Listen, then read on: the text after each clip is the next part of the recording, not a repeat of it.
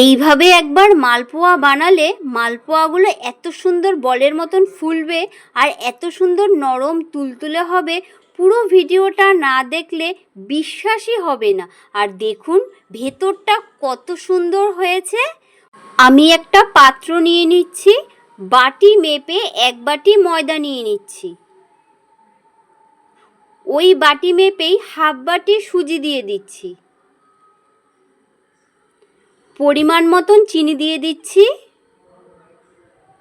অল্প করে একটু নারকেল কুড়িয়ে নিয়েছি, দিয়ে দিচ্ছি।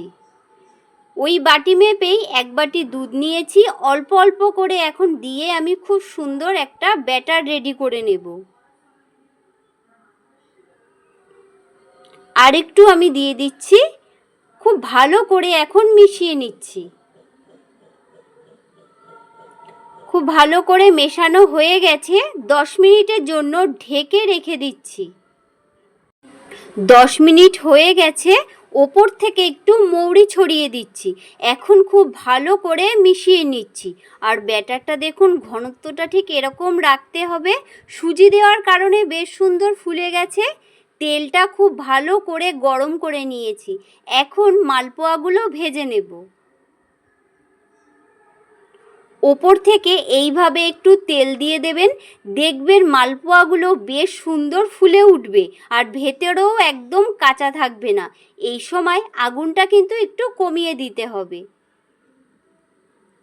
আমি এখন 1 পিঠ ভাজা হয়ে গেছে, আর 1 পিঠ উল্টে নিচ্ছি।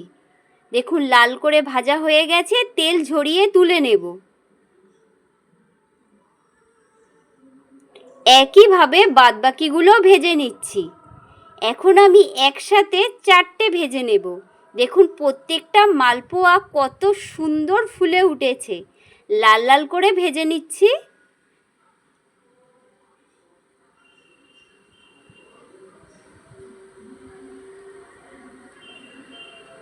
দেখুন লাল লাল করে ভাজা হয়ে গেছে, তেল ঝরিয়ে একটা প্লেটের মধ্যে তুলে নেব।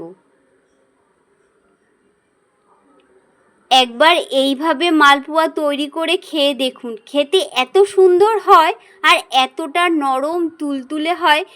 প্রত্যেকটা মালপোয়া দেখুন কত সুন্দর ফুলেছে। আপনাদের আমি ভেতরটা দেখাচ্ছি কেমন হয়েছে।